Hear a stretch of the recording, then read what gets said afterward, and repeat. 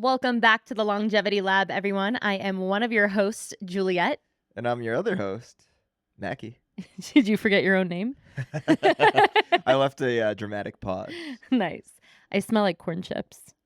Were you working out? Yeah. And because I'm going to go do yoga after this, I didn't want to have to wear another outfit, but now I'm not sure if this is going to make it through. Saving resources, saving water. Do you feel like you have that smell? Like it's the same smell of a dog's foot. Have you ever smelled a dog's paw? I have. It smells like Fritos. I don't have that, actually. Really? I don't always have it, but sometimes, maybe it depends on the fabric, but it's like a Fritos smell, and I have it right now.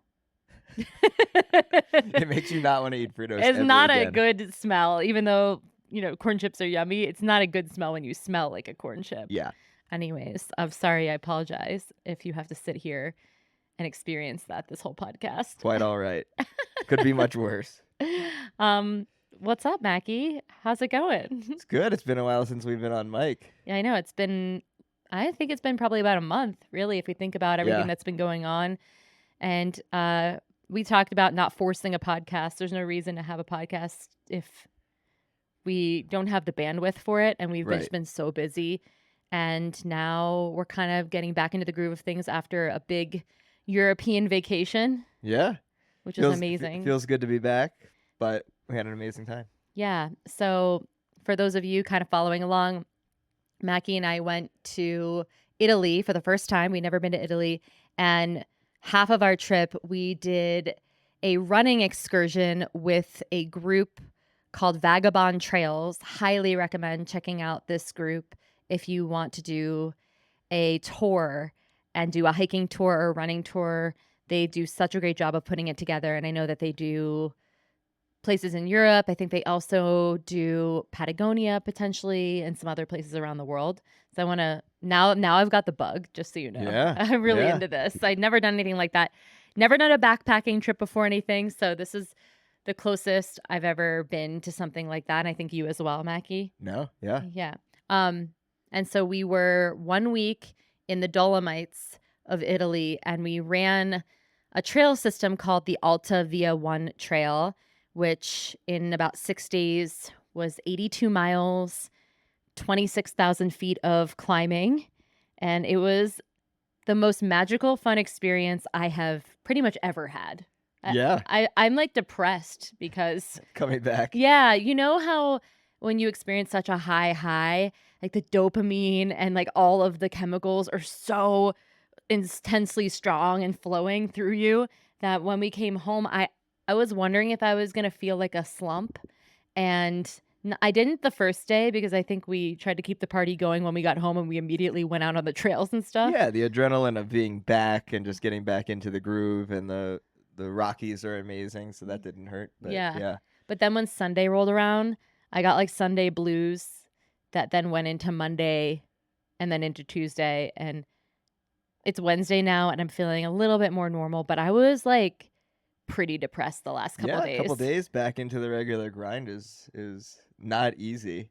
I think when you look at our trip, we had the ultimate mix of everything that will make you happy. We had trails, we had good amount of distance every day. It wasn't too much, but also it was a challenge, and it gives you that endorphins that you've been able to complete whatever distance it was, and the elevation gain. You had an amazing group of people that we met and hung out with, and we had no real life stress while we were out on the trails. All we had to do was wake up, show up, be where we needed to be, and do the distance. Yeah, I think also not looking at our phones. Yeah. Just a little bit when we would get to a refugio where we were staying at the end of the day, we would get on a Wi-Fi signal. But there was really nothing to even look at that was more exciting than what we were experiencing with the people that we were with. So I think also the digital detox was a big piece of it as well. Yeah, the only thing that we had to look at were photos from the day that people were sharing. Yeah, we were all just going back and like, oh my God, let me see your picture. And that video you took was so cool. And then the group that we were with, I mean, you never know what it's going to be like just meeting a random group of strangers. And the very first night before we headed out on our trek, we all had cocktails and sat around a table and went around in a circle, and rather than just say like what your name was, where you're from, and your occupation, we had a little bit more depth in that we were asked a question of what's something really challenging that you've had to overcome in your life. And then that opened the floodgates for everyone to share so deeply and vulnerably. And you never know what's going to come out of something like that. And I ended up being the one to kick it off. And, for me, I shared about my mom's passing and just how I was able to train for my first ultra marathon while she was in the hospital, and then ended up racing after she had passed away, and just how I had to overcome and have so much strength to complete that. And that was sort of the catalyst, and then everyone that like, we went down the line and everybody was like, "Oh man, now I have to like top that." And I'm like, Yeah. everybody was, not that it was a competition of like who's had the most suffering, who's had to overcome the most, but it was amazing. Like, people really were sharing from their heart things that they went through, from the loss of a parent to the loss of a spouse, Yep. to one woman climbing Mount Everest and almost dying on the Yeah. top of Mount Everest. Like, holy shit. Then we were like, are we gonna be okay in this group? Like, we were this is the first night, and this woman saying she climbed Mount Everest, and Mackie and I look at each other like, what did we sign up Are for? we out of our depth? Yeah, like, we don't do mountaineering or anything. Like, is Right. this gonna be crazy? Like, and I was a little worried about that going into the trip. I had no idea if it was gonna be really hardcore or not. I was sort of putting my Yeah. faith into the fact that it's trail running, so how hardcore could it really be? Right. And Um, we had watched videos. So we did the Altavia 1, but there is also the Altavia 2, and we watched a really in-depth video of the Altavia 2, and that was pretty scrambly, pretty exposed. There was a lot of scary moments in the Altavia 2, but thankfully the Altavia 1 was a little bit more tame. yeah, definitely. So just the group was incredible. Like, Yeah. instantly we all bonded, and people were crying and laughing and hugging on night one. Yeah. And it's just so powerful when you get a group of people together in a certain environment, what can transpire, and just the power of vulnerability and human beings and sharing in something that we all love. And we were all there because we want this challenge in the mountains, and we want to discover something about ourselves through the Yeah. trip. And everyone was just like besties. Yeah. It was really It was really cool. I incredible. felt like I It was was a at magical group it was that came together. magic. Like, Yeah. people talk about what magic is, and it's really hard to understand what it means when you just talk about it versus it's a feeling that occurs. And I feel like we felt this, like we were kind of riding this high with this group, and then all these like synchronicities were happening too. Me and one woman on the group have pretty much the same life story, and we were both twins. We both lost both our parents. Like, that's rare. Yeah. To be a twin and lose your parents, and like, just that was crazy. Our team leader, he crashed his drone, because during this whole trip we went with the two people who organized it are in the trail running media community. So they're hired to do shoots for running brands.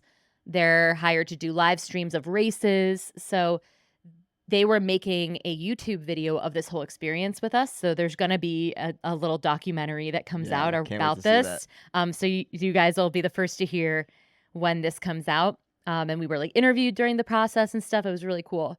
But what was it? The second day, the drone crashed. The first day of running, that first night. Oh, it was the first night. Yeah. Yeah, that's right. That's right. Because we shared a room. Yeah. The first night, the drone crashed, and I mean, I'm not a content creator of that level, but you need drone footage to Yeah. really make a Well, sick documentary. if you're in the Dolomites, Yeah, yeah. you need drone footage of the Dolomites, because those mountains and the landscape, you have to have that bird's eye view of everything. And it was crazy because just a bunch of synchronicities happened where somebody they knew just happened to be headed towards the Dolomites, and there happened to be a drone store in Milan. There's no drone stores in even LA. Like, this Right. company doesn't even have a store in Los Angeles, right? Yeah. Where they're from. And then everything was just so perfectly timed of there's a drone store, she can pick it up, there's a driver, it got delivered. So that kind of magic was occurring throughout this trip. And to me, like, I don't really experience a lot of like what people talk about when it comes to the law of attraction and synchronicity and the magic. It's like that stuff all sounds amazing, but I personally haven't experienced stuff like that. Being in this environment, we were experiencing it on a day-to-day level. Yeah, it was wild. We met people. We met people on the trail who helped us out in different ways, and there's just a lot of we made it to a refugio for lunch just as it was raining. There was all these different things that kept happening that really made it a special trip on top of what we already were experiencing. And I thought that the refugios were gonna be dorm style, which they are, where you're in a room with, like, bunk beds with, like, 8, 10 other people, right? But it kept happening where they would say, "Oh, we have a room for 2, and since you guys are the couple of the group, you get to have the private room," which Yeah. I did feel a little guilty about, but Yeah. I also was like, I'm not saying no to Not gonna that. turn it down. So for the majority of the trip, we had like a private room with our own shower and bathroom, and that was way beyond what I had expected. I was expecting to not shower for like a whole week. I brought like wipes and um so that was just a bonus. And I think one of the things that I took away from this experience was, and why I think all these magical things really happen, and this is talked about a lot when you read books about synchronicity and law of attraction, is I really let go of all expectation on this trip. I showed up with a completely open mind because I knew that I had to do that in order to surrender to this experience, that there were a lot of unknowns that I didn't know if I was going to be physically capable, if it was going to be scary, because I do have a big fear of heights that I've been working through over the years. I don't have that much mountaineering experience or anything. So I completely surrendered to the experience and let myself just go in with an open mind and heart of I have no idea who's going to be there. I have no idea what the sleeping arrangements are going to be like. I'm someone who's had sleep issues since I'm a little kid where I have a hard time falling asleep, especially in like group environments and stuff. So, but even knowing that, yeah, there's a potential that I'm not going to sleep for like a week straight, or the food or might not be, good on my stomach, or whatever, all the worries that you can kind of conjure up when you don't know what's going to happen. I just said, I don't care. I'm just going to do this Right. and see what happens. And because I think I let go, I really surrendered. I had the most magical, blissful experience that I've had in ages. Just being open. Just being open. Yeah. Yeah, I know we've had podcasts talking about that a lot. It really was such a good experience to feel it and be in it. Yeah, one of the things that we talk about often is the idea that preferences can really make your life challenging, right? So if you've got a lot of preferences, if you have a lot of things that you need things to be a certain way, or if you're attached to something being in this certain light, then when it's not that way, or it's not in that certain format that you're looking for it to be in, then you might run into difficulties with just understanding, how that's going to work, right? So we were totally open, you were totally open, especially, and we didn't have any preferences. We were not looking for this trip to be a certain way. We were open to it just unfolding. Yeah, and it was perfect, Yeah. I think. But yeah, the more preferences you have, the less peace you have, Yeah. ultimately. When you're really particular about everything, and this goes from how you want something to unfold with your job, how you want something to unfold in a relationship, or let's say you're single and you're looking for a partner and you have this preference sheet that is like super long and specific. I mean, I'm not saying not to have, wants, wishes, and desires, but if you're really rigid around all of that and not flexible in any way, then that the magic is when things are unexpected, and it's always going to happen and unfold better than you could have ever anticipated. Yeah. That's the thing that you have to trust in, is that whatever you're conjuring up of what could be your ultimate experience or desire, imagine that something could unfold for you that's a million times better than that. Yeah. I mean, if you think about scheduling out your week, let's say you schedule out to the very minute every aspect of your life, Like me? like you, there leaves little room for that magic, right? Yeah. Like you have, like, during your work week, I think it's different, where you have your appointments, you have your things that you're doing, you schedule things out, and that keeps you on track. But over the weekends, if we go out on a trail, we're not necessarily scheduling to the very minute. Yeah. Right now I am with the training, which is True. a little bit tough because I wish that I had more freedom and flexibility. I'm looking forward to when this is over to go back to having a little bit more of that, where I can just see how a day unfolds versus like my Right. weekends are kind of planned of Oh, how I many. need to get X Yeah. amount of vert. I need to get to X elevation, whatever it is. Yeah, Yeah. exactly. And with this trip, there was that plan every day, but there was no like time pressure. Yeah. And we really just like relaxed and had fun. And it's so awesome to be able to run from basically cafe to cafe along a mountainside, Right. because the refugios are everywhere in Italy. And we had the one that we were staying at every night, but we would also stop at one or two on the route and have a pastry, A Coke. cappuccino. How many Cokes did we drink? Lots of Cokes. So much Coke. Coke is Yeah. clutch when you're running all day long, and their Coke is like real sugar and so much better tasting than the Coke in the US.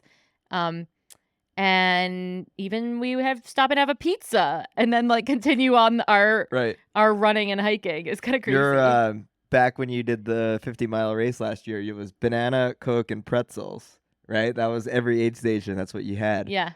This trip was more like Coke and a strudel. Coke and a strudel with a Coke and a strudel with a view. That's what I kept Yeah, saying. yeah. Every the view, we were taking pictures of our strudels with this magical view behind it, and I was like, I want to make a big coffee table book that's just pictures of a strudel with a gorgeous mountain view, different different landscapes behind my strudels.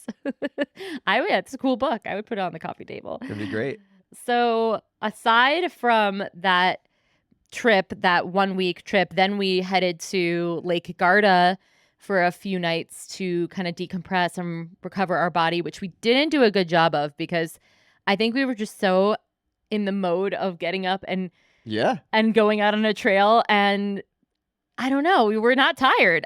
Even though maybe we should have been tired, we weren't. We were keeping the party going. So even when we were in Lake Garda, it was hard for us to kind of calm down and just lay out by a pool all day. So we found a trail to do there that was really fun and ended up being really cool with baby goats randomly coming out of the woods. Yep.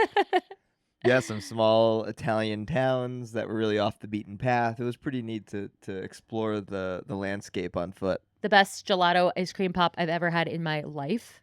Yeah. I had this random ice cream pop with like a hard chocolate shell over it and then hazelnut ice cream in the middle.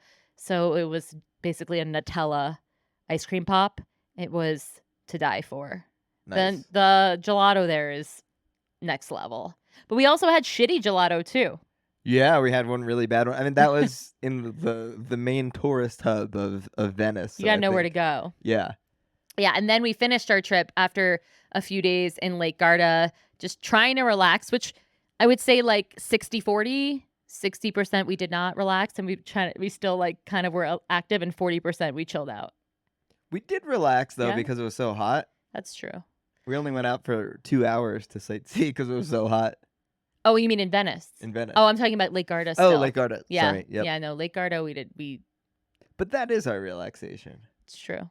Well, and I was saying to Mackie, I posted this on an Instagram story because I was like, why do we do this? It was like so humid. We were climbing this mountain, and I was like, why? Why are we so psycho? And Mackie was like, because we love being uncomfortable, and being uncomfortable is the way, because I don't know, I forget how you said it. You're like, because then everything feels better after. Yeah, we can go back and enjoy. Yeah, everything just is more enjoyable after some sort of uncomfort, Yeah, right? Like yeah. the hotel in Lake Garda was so comfortable. It was almost, after being in refugios and being out on the trail all week and being somewhat uncomfortable for an entire week, it was almost too much to be in this spa resort where everything is taken care of and you're very pampered. I needed a little bit of I need Sweat. some sort of edge to feel like I could really enjoy it. You needed some hard Yeah, trail time. I need some trail time. I need some steps. Yeah.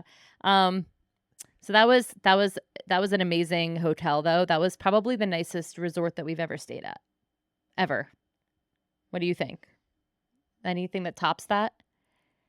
Well, in terms of the amenities, the pool and all that, I think that was great. The other place that comes to mind would be, and I think it would be a close match, would be the place that we stayed in Santorini.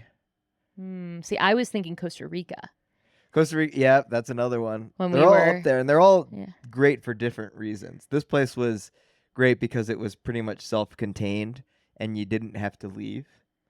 Yeah, when we were in Costa Rica, that was a massive property. Right. We had to do a lot of walking or golf Yeah. carting around, Yeah. which is kind of fun Which I enjoyed. too. If you could pick any hotel, not place, just a hotel that we've been to. And for those of you who don't know this, I love bougie hotels and I will save up my money and I will go to a place that's probably like not where we belong, but I don't know. It's just like ever since I'm a little girl, I just love gorgeous resorts and spas. And part of me would love to maybe one day be a part of something like that and curate experiences and retreats for Yeah. people because I just think that the like ambiance is everything. So if you had to pick one of the bougie amazing places that we have stayed over the time that we've been together, not because of location, but just the resort or spa itself, where would you go back to? It's a tough one because we've been so many amazing places. But I would say the Costa Rica. Yeah. Yeah. And it's called Nyara. Nyara Springs. Yeah, right? Nyara Springs. There's like it's a huge property with multiple like possibilities of where you can stay. And I would agree, actually. That still tops it. That place is great because there's multiple restaurants, all different types of cuisine, Yeah. different pools that you could go to. So Well, there's the so hot much to springs. explore. That's what makes it. There's the natural hot springs that they've created like 7 different pools on the property. Yeah. And I'm a sucker for a hot spring. Both Mackie and I have an obsession with hot tubs or hot springs, like hot bubbling water that you can Right. just soak in. Like when we have a house one day, we will have a hot tub. Yep. It's just Which is a problem in Europe because their hot tubs are like 90 degrees. yeah, they don't do the 104 like Right. like the US, and we like it hot. We Yeah. want to feel like we're going to pass out after 20 minutes and have Yeah. to get out and like cool ourselves down. If you don't want to pass out, you don't have a hot enough hot tub for Mackie. But then after those few days we went to Venice, which was just such a different experience from being in the mountains and being on a beautiful lake to then being in like a really touristy city that was so hot and humid. And that's where Mackie was saying we only lasted a couple hours because it was just too hot and crowded to really be enjoying it. And Yeah. we just had one full day there. I think that was plenty. Right. Yeah. Yeah, we got in on late afternoon, had a full day, then the next morning we left. Yeah. So I think that was a perfect amount of time to see some of the sites, and the architecture is insane. Just thinking about how old things are. Everything around us is so new, Right. and everything there is so old and in pristine condition, which is crazy. Which is one thing that's an engineering marvel that I looked this up after we got back, but they built that city on basically logs, like timber, and they drove it into the ground because the ground is so soft, it's just clay. They had to drive these pieces of wood into the ground, but because those pieces of wood are always underwater, they actually never degrade, they never decay. So oh, really? these pieces of wood that are the foundation of the city, basically, They're a thousand years old, Whoa. and they're still there How does wood not like rot in the because it's always water? underwater. It doesn't rot in water though? There's no oxygen getting to it. Oh, so it's only when it's exposed to the Yeah. air that it would. Yeah. Wow, that's wild.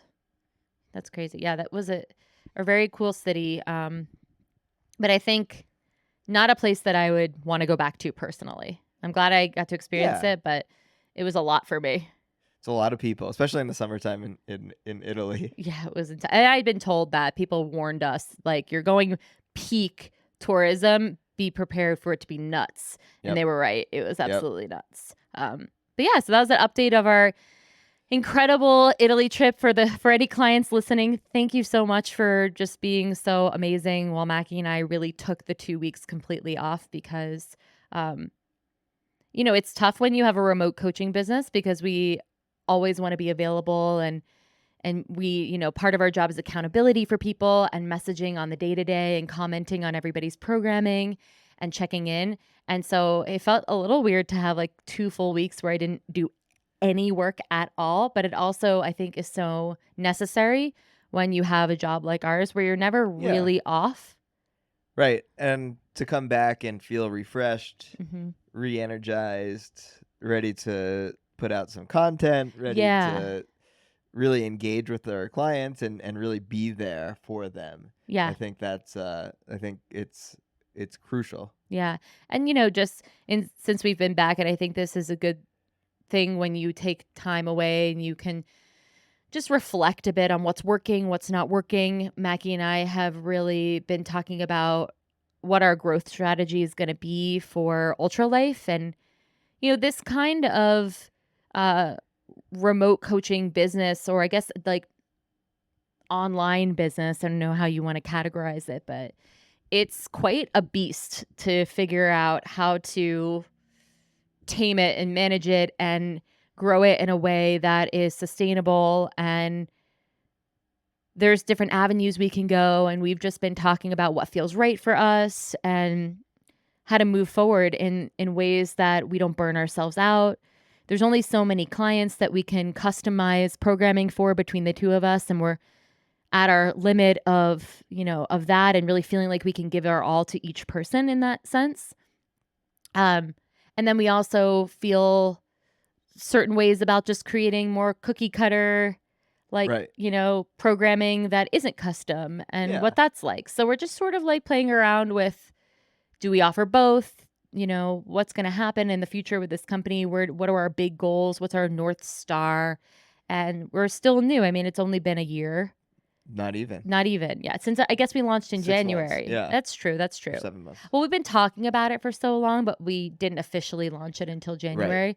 So, and I know that these kinds of things take time. Like, I am aware that things take years, 5, 10. No, really, realistically. It's true. So It's true. I have to remind myself of that, but also just, wanting to get some more clarity on how to serve people better.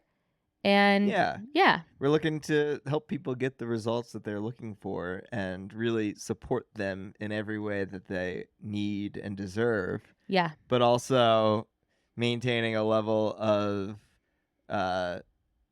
separation for us, right? Like just trying to figure out how to manage that balance so we don't yeah. get burned out. Yeah. And like I take on a lot personally. I find myself just thinking about people and am I doing enough for them? Are they okay? Right. That's like, Yep. and that is positive and negative in a lot of ways, because it's positive because I truly care so much and I'm thinking about all you guys, just so you know, and wanting the best for you.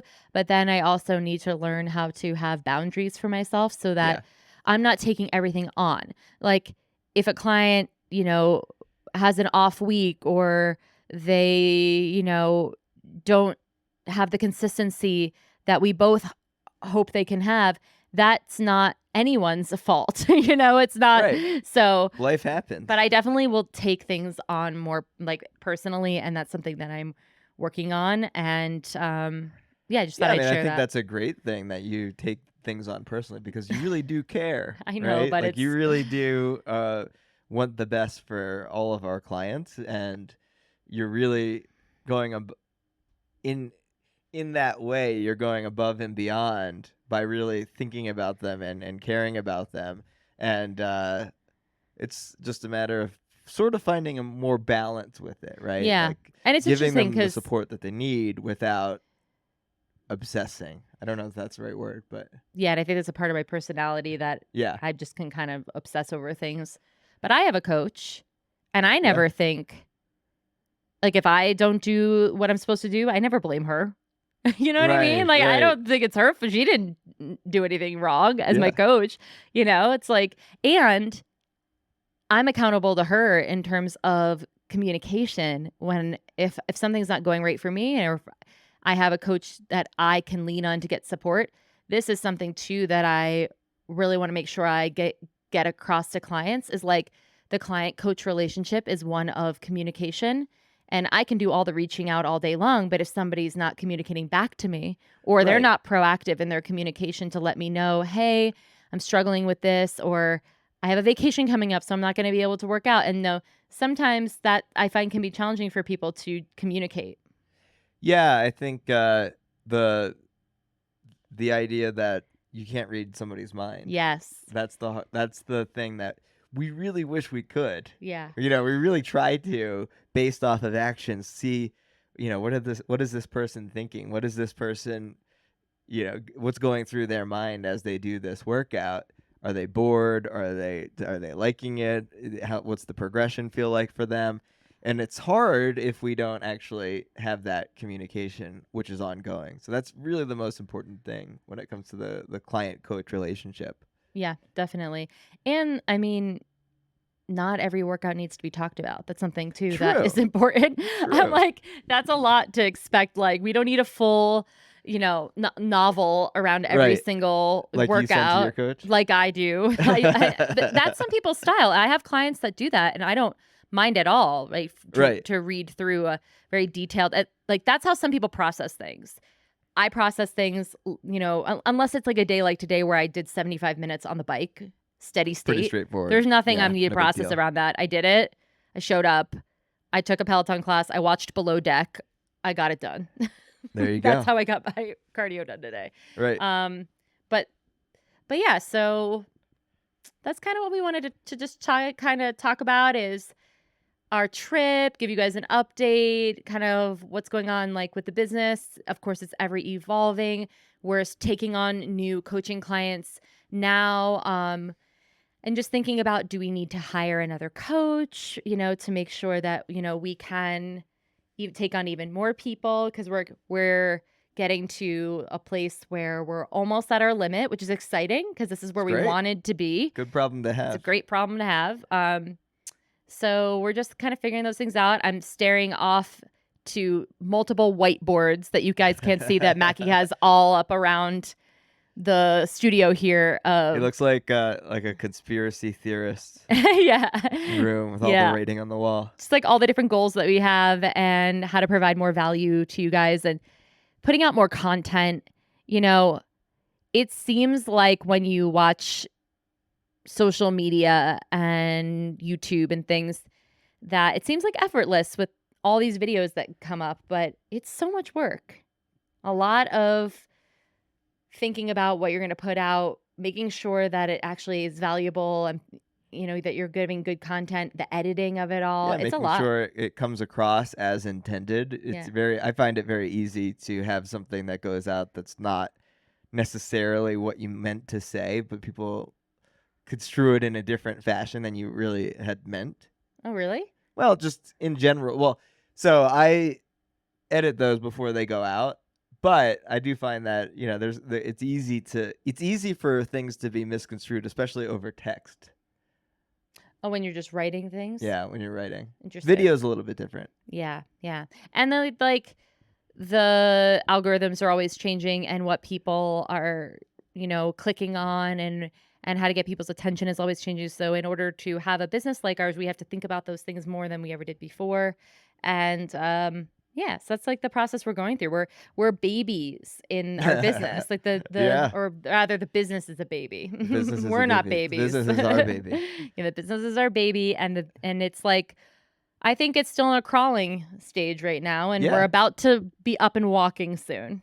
Yeah, well, if you think about where it stands currently, let's say it can crawl, but it's still very dependent upon us to feed it and us Yeah. to give it the nutrients and the raw materials that it needs to continue to grow and continue to thrive versus once it gets to maybe more of a young adult state where it can then be a little bit more self-sufficient and things can kind of roll on their own a little bit more, whereas right now everything that we're generating goes straight into it. Yeah, and it's a lot of work for sure. but I mean, it'll always but it's be fun. a lot of It's worth work. it.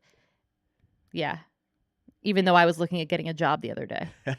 I'm being transparent with people. Yeah, Like, yeah. and it's this is something that I go through like every quarter, guys, for like 10 years, even before we had this job business. It's just, I have been owning my own business in some capacity since I'm 18 and I'm going to be 36. So that's Yeah, almost 18 yeah. years of generating and sometimes having to wake up and generate and like make your own schedule and do all the things, even though like that sounds amazing and a lot of people like really want that. I sometimes crave Some other sort of people's jobs. external Yes, structure. I'm like, Yeah. oh, wouldn't it be nice to just have like, be told what to do? I have specific deadlines from that I have, somebody else tells me.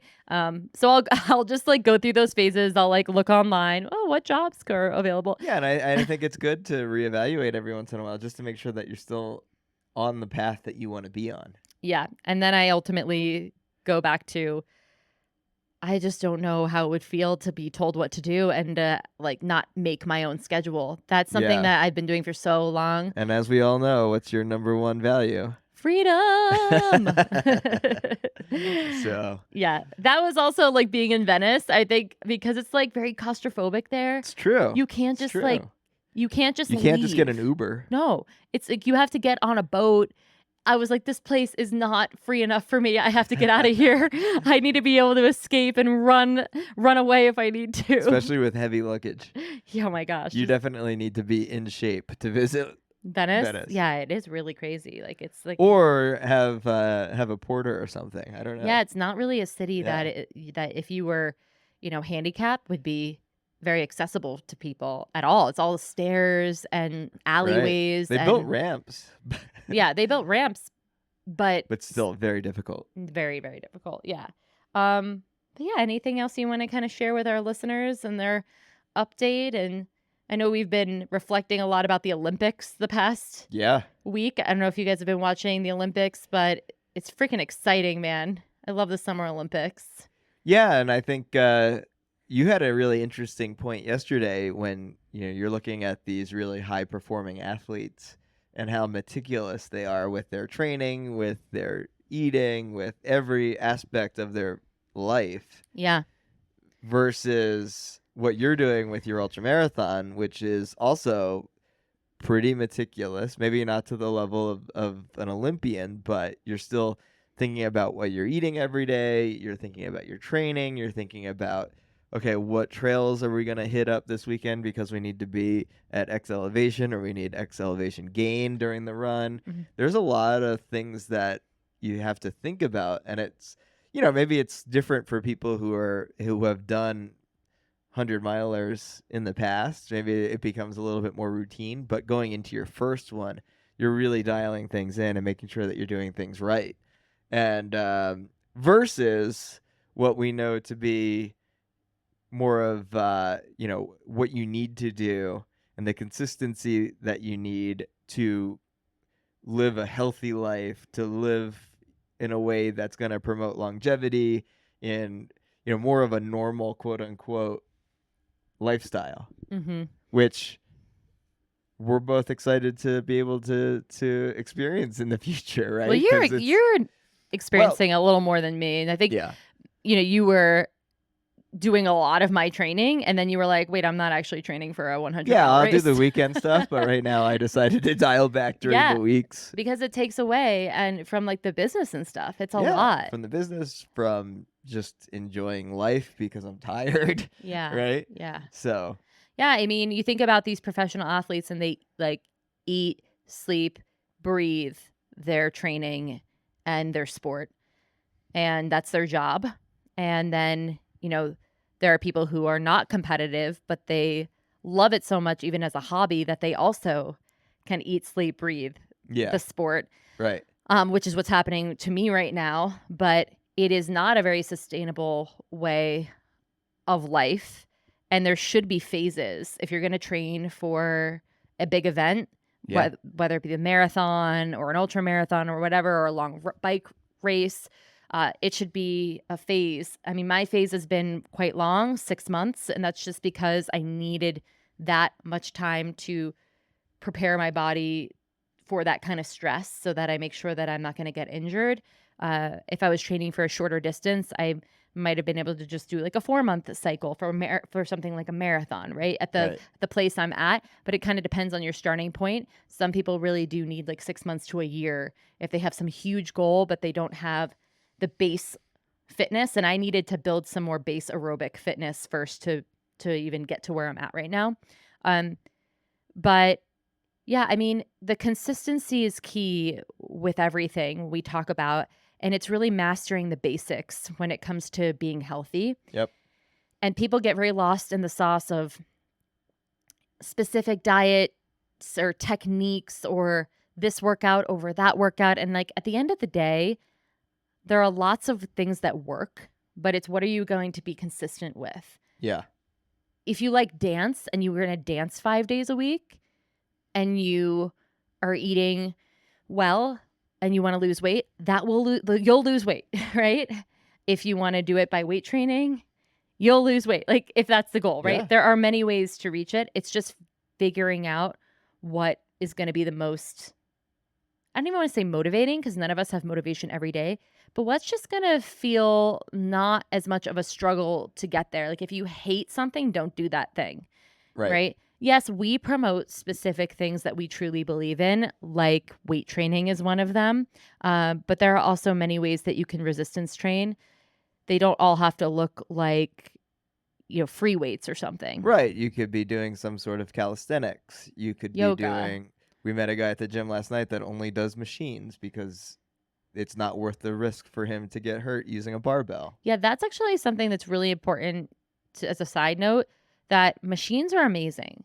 And they got a very bad reputation in the last 10, 15 years because CrossFit became very popular and functional fitness became very popular, and moving away from machines and just using your body and dumbbells and Kettlebells and barbells and bars. things. Yep. Yeah. And machines are an incredible tool to put you in safe positions where you can focus on really just building muscle and strength Yeah. while minimizing the risk of maybe injuring your back or other areas of the body. So I am all for utilizing machines. When we program, we do a mixture of both depending on what people have access to.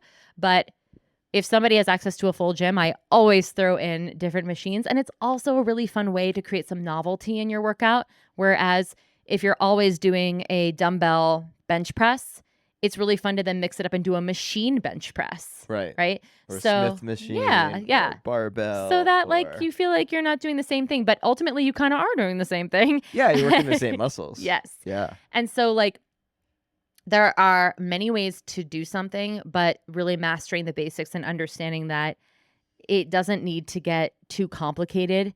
And that's where we run into lack of consistency when you're overcomplicating things for yourself. So, we like to see people doing the same things over and over again and just falling in love with that it doesn't have to be different all the time, but we can create little nuances with things, Yeah. right? I think when you look at our time back in the studio fitness days, it always felt like every day was a new day, and you had to be. And we did a really good job of making sure that it felt new and different, but it might be working the same muscles. Yeah, like a bench press is a bench press. Right. But maybe we do 1.25. Maybe we do a different tempo. Maybe we do alternating arms. Maybe we do a one-arm version. Yeah. Yeah. And so that's where things can feel a little bit more exciting and different. But, at the end of the day, when you look at, going back to these Olympians, one of the things that they have in common is just this consistency and of showing up no matter what. They learn to build this mental muscle of, even if I don't feel great today, even if my performance isn't going to be great in this training, I'm still going to show up and put the reps in. Yeah. And I was saying this yesterday about my ultra marathon training. Like, I've just been stacking bricks. I think Will Smith said that. That's, you just stack the bricks and then eventually you build the house. Right. And I've been stacking those bricks for close to 6 months, and my house is about to almost be complete, right? Yeah. But Yeah. I would say that the majority of my workouts are not great. I don't feel amazing. And that's not because I'm overtrained or anything. It's just that this is work. It is effort to be uncomfortable every day, right? So as much as I'm Yeah. comfortable with the uncomfortable, who doesn't want to just like relax and watch a Yeah. movie versus like I got to get on a bike for 75 minutes? Yeah, that workout where you go in and you feel great and the weights are just going like they're nothing, and or you're sprinting on the treadmill or you're sprinting outside and everything just feels perfect. That's a unicorn workout, right? Yeah. It's never gonna the majority of your workouts are never gonna be like that. Yeah. So if you are somebody who is motivated by that feeling, it's gonna be really tough, right? Yeah. It's the hard days when you still show up and you still do it. Maybe it's not quite as much weight, or maybe it's not quite as fast, but you still did the work. You still showed up and you still put in the effort. You're gonna over time see those results. Yeah, and I think that that is where we should feel accomplishment. So for Yeah. me, I personally have been feeling accomplishment in showing up and finishing what I started out. So today, my workout was 60 to 75 minutes. I'm given the choice. Yeah, yeah, yeah. And, at 60 minutes, I said, yeah, that could be enough. Like, I'm going on a walk with my I friend hit my later. requirement. I hit the Yeah. requirement. And then there's other little voice in the back of my head that was like, but let's just do it. Just go 5 more minutes. So then I did 65 minutes, and then it was like, you're so close to 75. Like, just feel the accomplishment of what it's like to push yourself mentally past where you could be complacent and say, well, that was good enough. See, I don't want it to just be good enough. I want it to be, for me, the greatness isn't in how I performed on the bike. The greatness was in that I did the 75 minutes. Yeah. Even though like that wasn't the best feeling bike ride I've ever had. Right. That's not where I felt the accomplishment. It's in finishing what I said I was going to do. That's cool. So I think that that's a lot for workouts for people. Don't look at each workout as an accomplishment of what weights you lifted or how, low your heart rate was on a run because you feel like you're getting in better aerobic shape. Look at it as like I showed up and I did all the things on the list. Yeah. You check them off. Yep. That's me personally, how I look at the workouts now. That's how I look at my weeks. I look at, okay, I want to make sure that I get 3 strength training workouts in. I want to make sure that I get 4 runs in, 1 bike ride in, and I have that 1 yoga class, and I have that checklist for the week just in my head. And I like, okay, I hit all those checkpoints. Great. Moving on to the next week. But you don't think about it like, oh my God, I have to have an amazing session every time I go. It has to be, this is how fast I have to go on this interval. No. Yeah. No. Of course, you want to do as best as you can. You want to lift as much weight as you can. You want to run as fast as you can on certain days. But that's secondary to the idea of just showing up. Mm-hmm. Yeah, absolutely. And I think this applies to all the healthy habits, not just our fitness habits, but nutrition as well. It's not the all or nothing mentality, and also like most meals are not going to be these fancy, amazing, heroic meals. I mean, my lunch today was a cinnamon raisin bagel with eggs. Yeah. That's not really that exciting, It's but not exciting, but it hit the goals that you're trying to It hit hit with your food. 50 grams of protein. I did a bunch of egg whites and 2 eggs, and it, gave me some good carbohydrates. And yeah, that was not like the lunch that if I had to pick a really nice lunch, that's not the one I would pick, but it's what we had, and it's knowing how to put those foods together. And it's similar for working out. It's like, okay, I need to do this many strength sessions, this many cardio. Well, when we eat, it's similar. I know I want to hit this much protein. I want to hit this amount of carbohydrates. Yep. That's where macros are really beneficial, and then you can really eat whatever. Anything fits. Yeah. Yeah. If you want to eat a croissant, that fits. Yes. I think a lot of people still don't believe that is true. Yeah. So, it's too tough. it's like, oh, that's too good to be true. But no, it really is true because it's about an energy balance. I mean, we've hammered it home so many podcasts about, the nature of calories and how we cannot ignore them, but it's really the truth. I mean, Mackie lost 3 pounds in Italy. Eating ragu and bolognese every day. I think that's the same thing. I know. Ragu and bolognese. Yeah.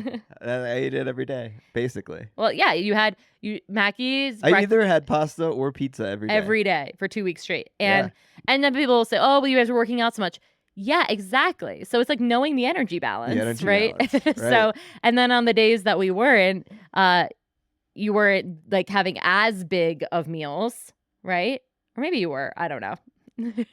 Well, one thing was the when we were in the restaurants, I would order less after the big trip because I just wasn't hungry. Yeah. And I think there's a lot of psychological components to this for anyone who is struggling with sort of yo-yoing or restricting and then overeating in that cycle. Talk to me because I can help you with this. This is, it really is about creating a better relationship with food and understanding the science of it and also how your psychology works with this. And if you are constantly restricting yourself and labeling foods as this is good, this is bad, then you're going to be on that roller coaster for a very long time versus having this relationship where food is a very neutral thing and you're like allowed to have whatever you want. And just understanding how it all fits in with what you're doing at any given time is a very liberating thing to understand, and understanding the scale a little bit more. I actually was thinking, Mackie, I really want to do a post for people about like water weight and explaining how that all works because, just 16-ounce glass of water is about a pound. Right. And people don't realize that, okay, how many of you are drinking a 16-ounce glass of water like multiple times a day? I mean, I'm drinking a 32-ounce every morning, right? So the scale for a lot of people is such an enemy and so scary, but it's like, it's really just this data. And a lot of it has to do with the water in your body of why you see fluctuations, and also carbohydrates store more water. But carbohydrates aren't bad. But when people cut them out, that's why they lose weight so quickly. It's because they aren't storing water. Yeah. So it's not that you lost fat because that doesn't happen overnight like that. So just like learning about these things, and I think that the media and toxic diet culture has really confused people for so long that one of the things that we aim to do is give you guys really solid, real information and kind of take the scaries out of all of this. Yeah, I think that's the benefit of having more of a long form format where we can speak about things and get into the nuance of things as opposed to these quick sound bites. We live in the soundbite culture where everybody is like, well, what do I need to do? Oh, cut out carbs? Okay, great. Yeah. And also just go to look at the Olympics and the athletes and look at their bodies because it is an array of all different body types. Oh, yeah. Of the most fit, powerful, incredible athletes in the world. And so whatever your ideals are of what you think you should look like or what, Instagram is showing you as a sexy fit body, to me, I look at those athletes and it's like that is more impressive than anything that you will ever look like. It's what can you do with your one body, right? And sometimes in order to do things well and be an amazing athlete, you have to have more body fat or you have to have more muscle or your muscle is going to look like this on different parts of your body because that's the modality. You're using certain muscles more than others, right? So I just think that for anyone who struggles with body image, and I know I have, throughout the years, that seeing positive role models like that and looking at the gymnasts and, all the different like swimmers and different athletes with all different The shapes and shot sizes. putters, the Yeah. Yeah. javelin. Yeah. And it's really just it's such a beautiful thing to see that athletics comes in all different shapes and sizes. And so don't let yourself be limited at all by what you think your body needs to look like to go do something. You know, you think you don't have a runner's body. Like I thought that for years, and I'm running 100 miles. So Yeah. let yourself do whatever your heart desires, and don't let anything stop you. And, you know, be the role model for yourself that you wish you could see. There was a really interesting post.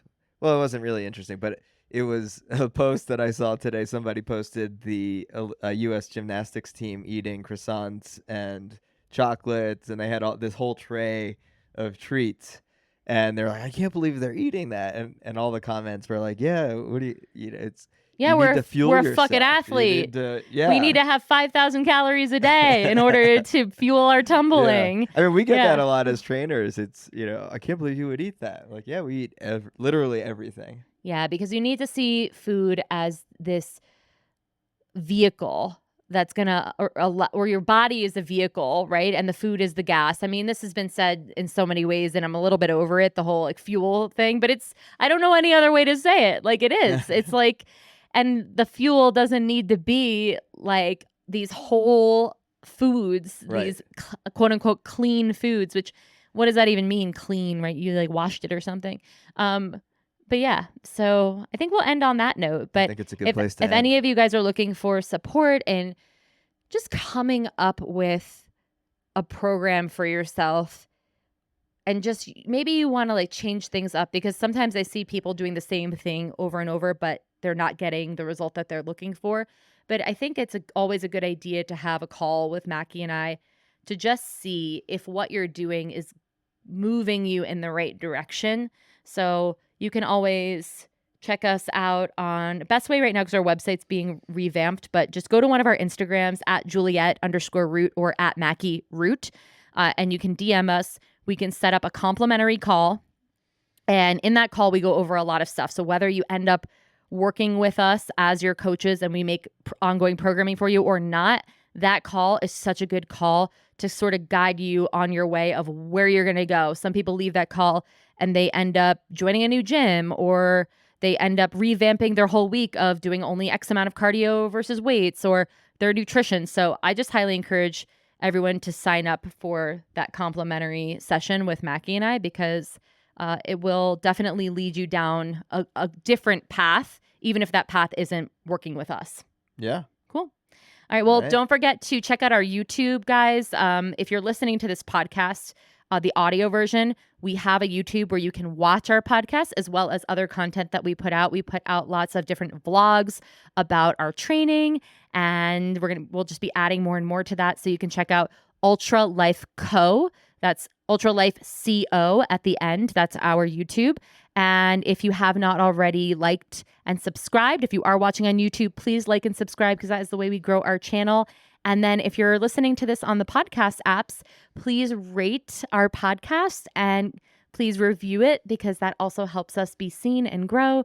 And we just need all the help we can get, because as a small business, this is how we gain traction. And we really are so reliant on our audience and you guys, and just supporting us and helping us get from crawling to eventually young adulthood, which is what we're looking to do. And you're all in it with us. Like, we want to be as real as possible about where we are in starting a business, being in the beginning stages of something. And I hope that we have a story of like, started from the bottom, now we're here, right? Like, yeah, that's right. That's my goal with this. But we're stacking bricks. We are in the first layer of the bricks, baby. All right. Well, thank you guys so much, and we'll talk to you soon.